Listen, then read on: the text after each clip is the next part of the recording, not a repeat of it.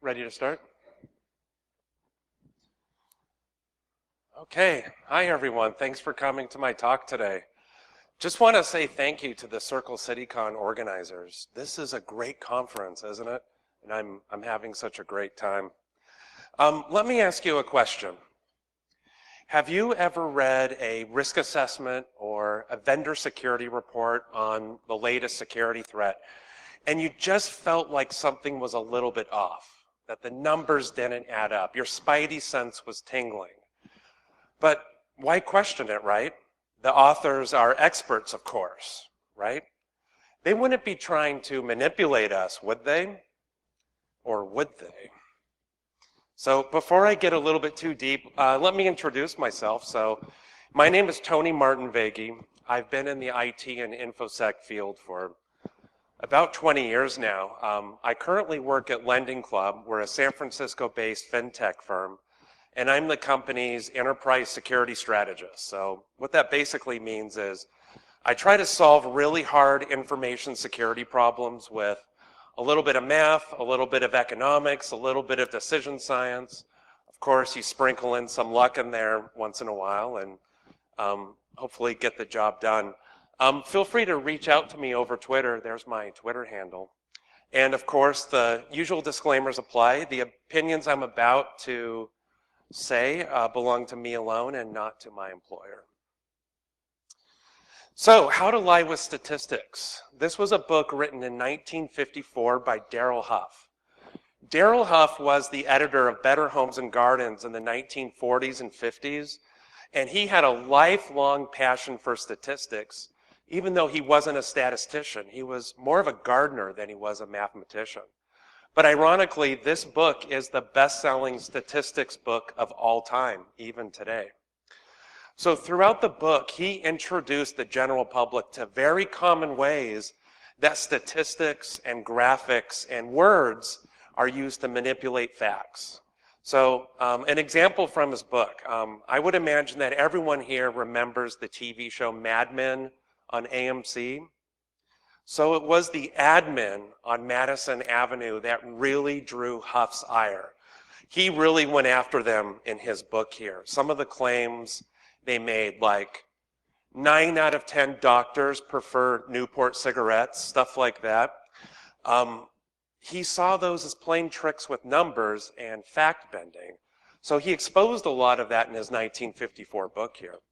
So what I've done here is I've taken the foundation that his book set about 60 years ago. Oops, sorry about that. 60 years ago, and I'm trying to look at it from an information security perspective. And I think at the end of this presentation, you'll agree with me that a lot of the foundational work that Huff did 60 years ago is just as relevant today as it was back then. So we're going to go over some classic ways that numbers and statistics are used to bend the truth. So first up to bat is surveys. Did you know that 9 out of 10 households agree that surveys are bad? But what households, of course, right? Surveys are very common in the information security space. And after all, who doesn't love infographics? They're a very effective way to convey complex information in very few words. Infographics also happen to be the easiest and the most common way to steer readers toward a particular conclusion. So what's a survey? A survey is basically a poll. We're all familiar with polls. Gallup polls happen every election cycle. So you're basically asking a small group of people a particular question, and then you take the answers and extrapolate the answers to apply to the general population. So for example, I read recently, I think it was a few weeks ago, that 59% of CISOs say that they experienced cyber attacks in the last year in which the attacks were successful. So the attackers overcame the company's defenses. So in that survey, the people that did the survey, they didn't go out and talk to all CISOs in the world. That would be impossible. They pulled a portion, a small portion, and that's called a sample. And then from that small portion, they extrapolated a generality to apply to all CISOs. Surveys are very common in vendor-sponsored security reports. In fact, I would say that most vendor-sponsored security reports are built on survey research. So as security professionals, we take these reports, we read them, we learn from them, we quote them in steering committee meetings. When a senior executive comes up to us and asks us to quantify the risk about some threat on the horizon, the easiest way to do that is to go find a survey. And the reason for that is they're so numerous. There's so much research out there right now that's based on surveys. So let's take a deeper look at what a survey is and some of the problems with them.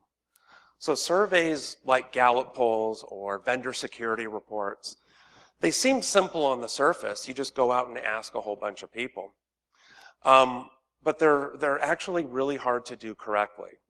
And there actually is a science behind surveys, and it's rooted in math and statistics. In order for your survey results to mean anything, your survey needs to be statistically sound. And there's three components of a statistically sound survey. So the first one is defining the population. What is the large group that I'm studying? And the next one is sample size. So we can't talk to that entire population. It's the size of the group that we're actually going to ask questions to. Good survey takers will ensure that that small sample size is as representative of the general population as they possibly can make it. And the next and last thing is, it's a term from statistics, from math, and it's called a confidence interval. And you might be familiar with this in presidential polls and political polls. It's usually communicated as a margin of error, plus or minus. The larger the sample size, the smaller the margin of error is. So those are the components of a statistically sound survey. What happens when a survey isn't statistically sound? So we get bias. So when you're referring to surveys, one could say that a survey is biased when the statistic that they're quoting, the statistic in the report, is systematically different from the general population that's being studied. And there are many forms of bias that are found in statistics and by extension surveys, but the most common one is selection bias. So selection bias occurs when some individuals that you've selected for your survey are more or less likely to participate in the survey than others, and that biases the survey. So let me give you an example of how this would happen. Let's say you work for a security vendor and you want to do research on the impact of DDoS attacks at a typical company. So you decide to do survey-based research. You go out and you buy an email list. You buy 1 million email addresses from a multitude of companies that offer this. And you do two things. So you send out your survey to those 1 million people and you tell them, A, you have to be an information security professional in order to participate in the survey. That's going to be an honor system, of course, because you're not going to go check the LinkedIn profiles of all 1 million people. And the second thing you tell them, and this is to try to get people to respond, the second thing you tell them is, if you fill this out, I will enter you in a drawing to win a $50 Amazon gift card. So how many of you have received this email? Most people here. I think I got one last week, actually. So the survey comes back, you compile the results, and you find out that, sorry about that. So you find out that 89% of security professionals think that DDoS is the biggest threat to their company. That's actually not true. It's 89% of people that actually clicked on your spammy email and responded to your survey, whether or not they're information security professionals or not. And another thing you have to ask yourself is, If you're offering someone a $50 Amazon gift card to fill out an information security survey, are you really getting good, unbiased people participating? Just the fact that you're offering a gift can skew the results. And if you don't believe me, go on Reddit and check out the subreddit Beer Money. And the scams that people have going for surveys is amazing. People will do literally anything for a $5 Starbucks gift card, including commit all sorts of survey fraud. So keep that in mind next time you open up a vendor security report and it's based on survey results. And one thing you probably could do, I've done this, is take a vendor security report and take a look at the survey methodology and go on Twitter and go back in the past, go a year back and find out if they offered any type of bribery for participation, and more often than not, they do. So I want to show you a real world example of this. So we've gone over a couple key points in what makes a statistic, what makes a survey statistically sound. Who has seen Ponemon research? So this is the cost of a data breach report. This is the latest copy, 2017. This has to be the single most quoted vendor security report in our industry. I see it everywhere. I see it quoted in conferences. I see it in risk analysis. I see it in quoted in boardrooms. I see it everywhere. And I'm going to flip to the back of the page here. And Ponemon discloses limitations of the survey. They disclose their own biases. And there's a pretty big disclosure page. And I'm going to read this to you. I'm just going to read one sentence out of the whole page here. Statistical inferences, margins of error, and confidence intervals. I lost my space here. Okay, statistical inferences, margins of error, and confidence intervals cannot be applied to these data because our sampling methods are not scientific. So I'm going to let that sink in for a moment. I know, what? So what am I supposed to use this for?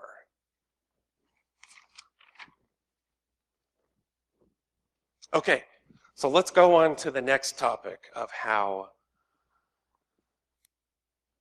people can lie with statistics, and that's graphs. So this is one of the most common ways that people can mislead with statistics. It's mostly unintentional in this category, but sometimes it's on purpose. And this method is through data visualization. And this is essentially taking numbers that might not mean much to the human eye. It's basically a list of numbers or a set of numbers, and then you represent the data visually in order to help tell a story. So there are many types of data visualization. There's bar charts, there's pie charts, line, area, radar, scatter plots, the list goes on and on and on. I'm going to focus on the few most common forms of data visualization in business. So the first thing I'm going to do is take a look at pie charts. This is just a data table here. Pie charts are probably the most common form of data visualization. If you were to ask data viz experts, it's probably the most hated too. The reason why they're hated is because it's very hard to convey information properly because pie charts just inherently distort reality. And I'll show you that. So here's a data set. This is security incidents in 2017, displayed in data form only. It's very straightforward. So we have 5 data points here, some numbers. Let's fire up Excel and throw this in a 2D pie chart. So it's very straightforward. This is the same data that we just had in the table. One thing to note is this chart makes the assumption that we know about all security incidents that happened last year, and this is a graphic representation of these types of incidents. All of data viz makes some form of assumption. So how can we manipulate this to tell a different story without changing any of the underlying data? So I did a few subtle, sneaky things to change the story here. Now, I didn't change the underlying data in Excel, but I decided, let's just say I want to underemphasize hacking incidents. I'm meeting with executives, and I really want the executives to focus in on lost or stolen laptops and mobile devices. I don't want them to ask me about hacking. So I did a few things. I converted this 2D pie chart to a 3D pie chart. And this is the best way to manipulate data because 3D pie charts make the green and red slices there, they take up more surface area. They're bigger to the eye. And I moved the purple slice to the back. It's smaller. And the next thing I did is I modified the x-axis. And what this basically did is I spun the pie. So if you notice the other pie chart, if you remember the other pie chart, the purple slice was in front, I spun the pie so that the purple slice was in the back. Not only does this make the purple slice look smaller than it should be proportionally, it actually is smaller than it should be. It takes up less surface area on this screen right here. You could take out a tape measure and measure it. And the last thing I did, and this is really sneaky, is I removed the data labels. The previous chart had numbers on each slice here. I removed the numbers. Basically what I did to you, the audience, is I removed your frame of reference. I removed the scale that you have, that your brain has, to visually make comparisons. It's really hard now. Now you have to solely trust your eyes to figure out which slice is larger than the other one. So let's take this a little bit further. Let's say I really don't want you to ask me about hacking. Let's say I'd rather have a root canal. So if a little manipulation is good, then a lot must be better. So I moved the y-axis. The y-axis is this. So I shifted the pie, so you're basically looking at it head on. You're basically viewing the side of the pie. The purple slice is way in the back. It's tiny. And again, I didn't change any of the underlying data here. It's exactly the same.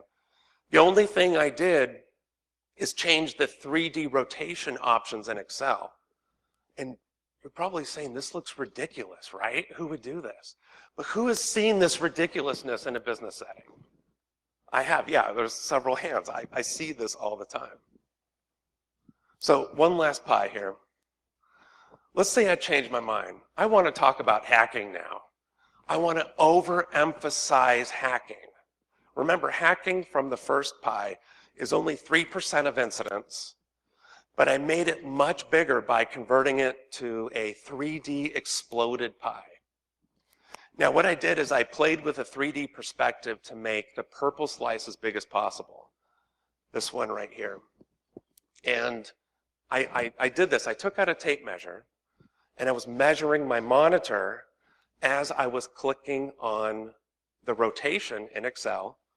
And this is as big as I could get it. So the purple slice takes up the most surface area right here than just a regular pie slice should. And it also takes up more surface area than 3% should. I completely changed the story here without changing any of the underlying data. So this begs the question, should we be using pie charts at all? So there are some very strong opinions on the subject.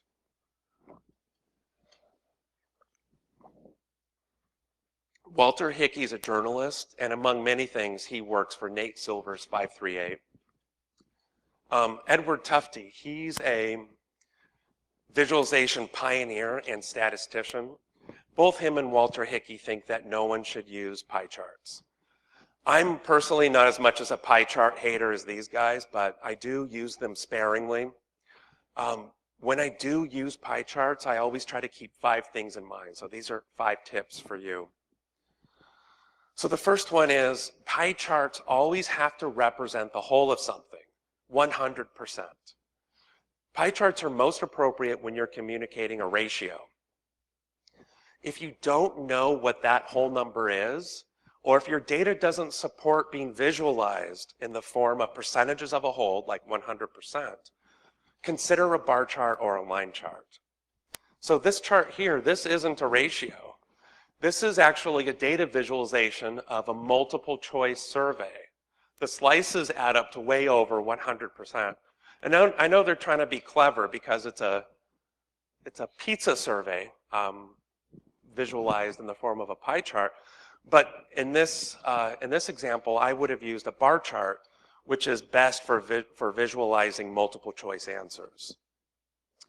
So tip number 2, the data that you're representing should match the data visualization in terms of scale, representation, and the numbers that you use. So this is a form of a pie chart called the donut chart. And you'll notice that these numbers are different, 38%, 23%, 69%. But you'll also notice that the green slices are exactly the same. So that's a big miss on GoDaddy's side. So here's another example of the data not matching the visualization.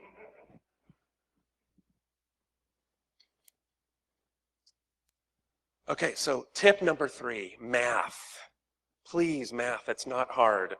Your percentages have to add up to 100%. And there's also another thing here.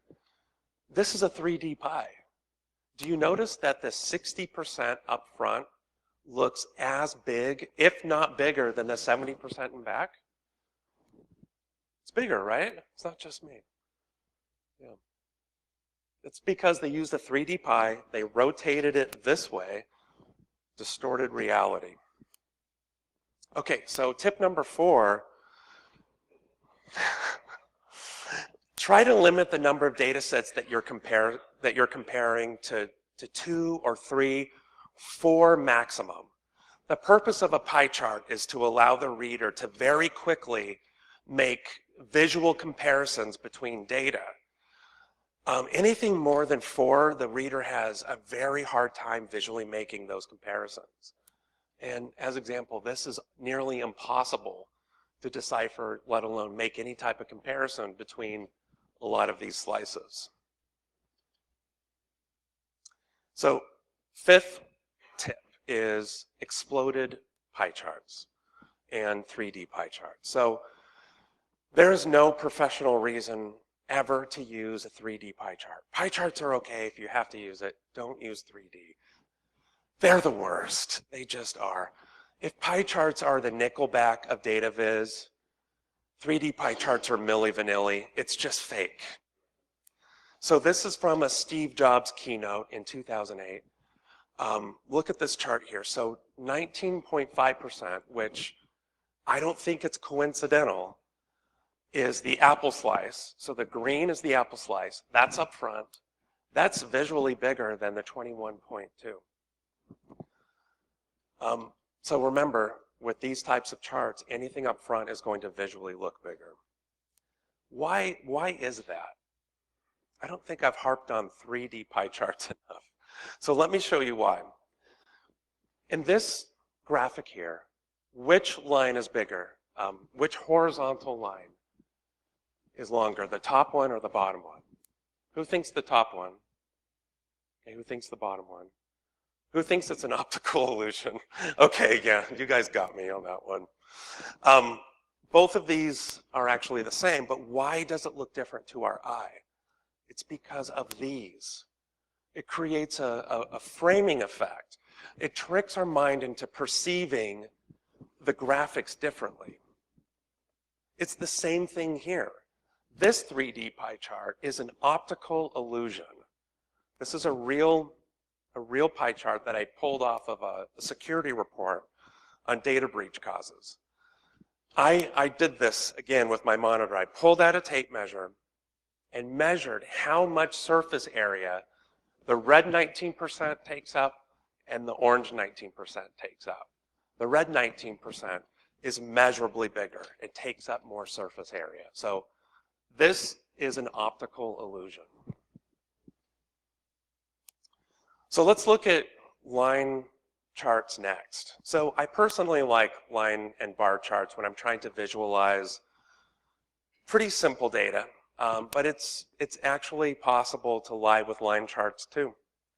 So ask yourself, how does the graphic on the right tell a different story than the graphic on the left? So they're both malware infections, and I'll give you a hint here. They're both the same data. I used the same data for both of them. And what I did here is I did something really sneaky. So you'll notice that this one, the scale starts at 0 and ends to 600. So you have 600 points in your scale to visualize data. This one starts at 400. It makes malware infections look a lot more drastic. So if you were to hand the one on the right to an executive, that tells a totally different story. I mean, they might even say, oh my God, we're in the middle of a ransomware or a malware epidemic here. What do we do? So a good tip here is to always look at the scale that's being used. A good line graph will usually start at 0. So if it's not, ask yourself, how does this changing the scale alter the reader's perception of the data visualization? So here's another one. I only pick on Apple because I'm their biggest fan. So this is a line graph variant called a filled line graph, and this is another way to manipulate data. So this is from a presentation that Tim Cook did, illustrating the number of iPhones the firm has sold. So there's a few problems with this. The first one is, what am I looking at? So in the previous line graph, I had the vertical scale that I manipulated. The vertical scale is not even here. So you can't even tell if where it starts at, or if it's being changed, or if it's being manipulated. It's just a steep blue mountain of Apple goodness. I think that looks pretty good. They certainly have sold a lot of iPhones. And the other problem I have is use of the word cumulative. I think that it's a little bit misleading. So it leads the reader to believe, or it leads the reader to think that this graph's about how many iPhones are out there in the wild, but this really isn't the case. iPhones break, they're thrown away, they're traded in. I think that it's fine to talk about cumulative sales, but you have to give the reader context. And context is what this graph is missing. So the next picture does this. So a blogger over at Quartz, QZ.com, he overlaid a bar chart on top of the cumulative line chart and added a vertical scale right here. So he essentially fixed the graph for Tim Cook by adding scale and context. Now we know what we're looking at. Okay, so bar graphs, and you're probably thinking, oh no, not bar graphs too, right? What's wrong with bar graphs? So bar graphs don't have the same inherent problems that pie charts have. This is why most of the time I prefer using this type of data visualization. But once again, it is possible to manipulate the truth with this. So I'll tell you that the data on both the left and the right is identical. But does anyone know what I did here? Yeah, it's that scale thing again. This one, the scale starts at 0. Over here, I changed it to start at 200. So it distorts the bars. They seem much more drastic visually than they really are.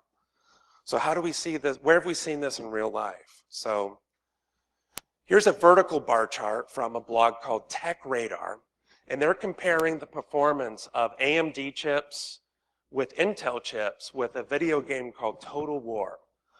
So the graph would lead the believer that the Intel i9 chip is nearly 3 times as fast as the AMD Threadripper. But look closely.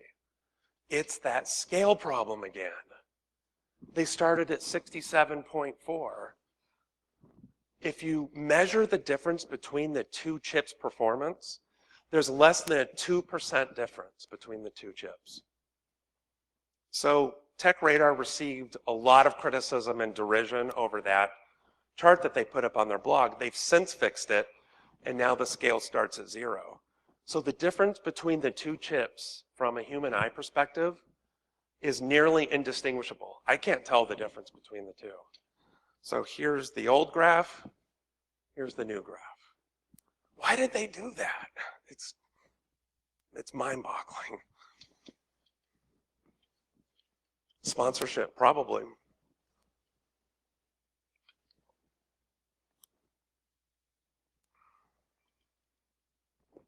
Okay, the semi-attached figure. This is one of my favorite ones because it is so pervasive everywhere. You see it everywhere, especially in vendor security reports. I was at RSA in San Francisco a few months ago. You roam the expo halls with all the vendor booths. And once you're aware of the semi-attached figure, you're going to see it everywhere. It's hard to spot unless you're specifically looking for it. So a semi-attached figure is when you have two things. You have a claim and you have proof. And the reader looks at it closely and they realize that the two things, the claim and the proof, are not related to each other. That's why it's called semi-attached, because you have claim and proof and they're not attached to each other. This is kind of a hard concept to grasp without some pretty good concrete examples. Marketing and advertising professionals are absolute masters of the semi-attached figure. Here's a couple examples. So who remembers the search commercial from a few years back? So at the end of every commercial, the narrator says, "Search with Redson." It sounds good, right? It sounds great. Sounds like it'll make my stinky breath less stinky. It sounds medicinal. But that's semi-attached. So you, the audience, need proof as to why you need to buy certs. And the claim, the proof that they're giving you is with Redson. What the hell is Redson? We don't know. Another example of semi-attached in a marketing claim is 25% better. 25% better than what? So do you see how this is used? So you have a statistic like 25% being offered as proof for something, but the two things are not related to each other. So here's an information security example. I love this marketing claim, unbreakable Linux. So I remember this clearly the first time I saw this. I was driving down the 101 in San Francisco and I saw this huge billboard. And I saw this billboard, unbreakable Linux, and I just shook my head. I didn't know what to do or what to say or what to think about this ridiculous claim. So what this claim is referring to is a product called Oracle Linux. It's just it's a Red Hat distro. It's based on Red Hat. And this is classic semi-attached. The vendor's making a statement like unbreakable, and it leads the reader to associate that statement with a piece of software and pretend it's the same thing. Of course, this software isn't unbreakable. It's Linux. It's been subject to a lot of the same vulnerabilities that all other Linux distros has been subject to over the years. This reminds me so much of with Redson. I mean, what does this mean exactly? What does unbreakable mean? So we go out and buy a Linux distribution that can't be what? It can't be hacked. It can't experience downtime. What if, are they saying that it can be patched without being rebooted? Does this refer to high availability? We don't know. So Oracle actually still markets their distro as unbreakable, but they've backtracked quite a bit on this, and they've publicly stated that this is just a marketing tagline and doesn't refer to any specific product or feature. So it's amazing. So here's another example of a semi-attached figure. So this is a true story. I was sitting in a vendor sales pitch a few years back, different employer, and the vendor put this graphic up on the screen. And this graphic is the number of cybersecurity incidents reported to federal agencies between 2006 and 2015. Now, this by itself is a fine graph. I have no problems with it. The scale looks good. The vendor was selling next generation fire technology. So people were looking at this graph and And the room fell silent because of the stark reality that this graph represented. And the vendor started his pitch in on us. Look at this graph. From 2006 to today, cyber attacks have increased over tenfold. We're at war here, and this is proof that we're at cyber war, and you have to protect yourself. The current equipment that you have cannot protect yourself, protect your company against this onslaught of attacks. And the salesman went on and on and on and on. I love stuff like this. I love it when vendors build their sales pitch around a house of cards, because one tap and the whole thing falls down. So does anyone see a semi-attached figure with this? So remember, semi-attached is when a claim can't be proven, so an unrelated statistic is thrown out, and then the speaker pretends it's the same thing. So the thing I ask myself when I see stuff like this is, it certainly would appear as if cyber attacks have increased tenfold from 2006 to 2015. But are there more computers now than there were in 2006? Are there more websites? What's the ratio of attacks to attack surface? It doesn't tell that. And most importantly, what is the person measuring with this? What's their definition of an attack? They haven't talked about that. So this is from 2015. I have a graph from 2016. This was the 2016 report came out after our vendor pitch. So I have good news. We won the cyber war. Not really. The federal government changed their definition of what an attack is. So they no longer count simple port scans as an attack. So the people that made this data visualization changed what they were measuring. They changed the scale, they changed the unit of measurement. It tells a totally different story now.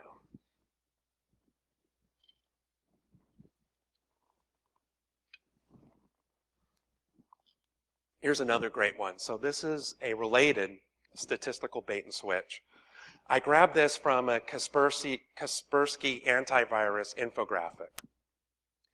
Did you know that 1 in 5 small businesses that pay the ransom never got their data back? Oh no, that's terrible. That's what this graphic is saying. So this is called the framing effect. We frame statistics in emotional words or graphics in order to influence the reader. So the use of the word never here is a weasel word. They're taking an objective statistic and they're interjecting subtle opinion into it. And the reader thinks when they see this, OMG, I'll never get my data back. What do I do? What should I do? So let's flip this around. So I took the same base statistic and I reworded it. 80% of SMBs who pay the ransomware get their data back.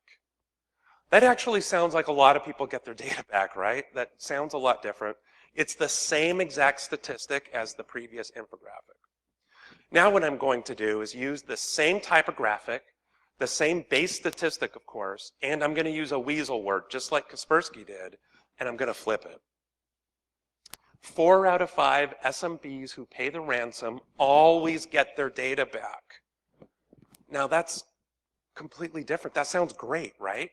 Sounds like we want to be paying ransomware ransom. But it should be no surprise to anyone that Kaspersky, a company that sells ransomware mitigation software, would be using the framing effect. It's very common. So the next one is called correlation does not imply causation. This is also called the post hoc fallacy. And the explanation here is simple enough. You have 2 data points, and just because the 2 data points correlate with each other does not necessarily mean that one causes the other. This is a logical fallacy, and it's called spurious correlation. The term was coined by a statistician named Carl Pearson. So let's take a look at an example of a spurious correlation. So this is from the amazing website of Tyler Vegue, and he's analyzed hundreds of data sets and found really weird, amazing correlations.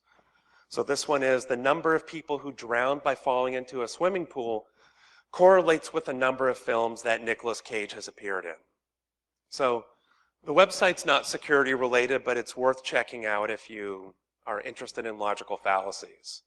This is just another example of why you need to question everything.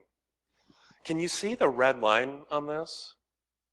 So if you can't see it, the red lines correlate with the yellow. They move up and down together. So let's take a look at another example. So this is a true story. So I was sitting in a room with a few auditors in the security department I used to work in, and the lead auditor was very, very concerned about a rash of BYOD mobile devices that were being reported lost or stolen to our security operations center. And the auditor was absolutely positive he knew the reason why we had an uptick in this type of activity. He took the liberty of creating a chart just like this one. I've omitted the company name and have changed the date a little bit to protect the guilty. So the auditor looked grimly, and it was a room full of people. He looked grimly and pointed his finger at me. And he said, "You, the security awareness training that you rolled out, you are causing this. This is the cause. You're teaching people what confidential information is, how valuable it is, and people are now stealing it." So his reasoning is that before the security awareness training, people were blissfully ignorant about the value of the data they could access on their mobile phones, and because of the security awareness training, now they're stealing it. And this graph would seem to support that hypothesis, wouldn't it? It actually seems to make sense where an uptick in lost or stolen devices does correlate with the number of users that completed security awareness training. So I don't know if this makes sense or not, does it? Or is this a spurious correlation? So post hoc fallacies like this happen when people aren't careful when they reason. And I'm seeing this a lot lately because we have a lot of data at our fingertips. And there's a tendency to get really excited when we see data. So we grab data point A and data point B and just assume that one causes the other. But it doesn't necessarily always turn out to be the case. Data should be used to construct and test a hypothesis. So with this one, of course, my security awareness training wasn't causing people to steal data. I did an investigation. I called a lot of the people that reported their mobile devices lost or stolen and asked them about the circumstances about, surrounding the incident. And it turns out that before the security awareness training, most of the employee population had no idea that they were required to report it lost or stolen. They just didn't know they had to do that. The security awareness training alerted them to the fact, and then they started reporting their devices lost or stolen, and that's why there's an uptick. So there is a correlation here, but one doesn't cause the other. One is an effect of the other. I would say it's a pretty good effect if you ask me. So to conclude, I'm going to give you a few more tips and resources. So Daryl Huff calls the manipulation of statistics statisticulation. I have a hard time saying that. So it's a combination of the two words. So hopefully you have a couple of additional tools in your toolbox to be on the lookout for these types of trickeries. But I would encourage all of you to always assume good intentions. Most people out there aren't out there to deceive other people. They just simply might not know about the underlying concepts of statistics or logical fallacies or some of the best practices around data visualization. Another tip is to always look at the source of the data and check it out for yourself. So if you're looking at an infographic or a report or a quote and there isn't a source or there isn't a methodology given for the the data, you might want to be a little skeptical about it. And finally, and most importantly, don't believe everything you see or read just because it seems sciencey, or because it's from a trusted vendor, or because it has a lot of data. Stephen Colbert has a word for this: truthiness. Truthiness is a truth that is so because it feels right, it feels true, without regard to evidence, facts, or logic. So here's some further reading. Thank you everyone for coming today. I think we have some time for questions, if anyone has any.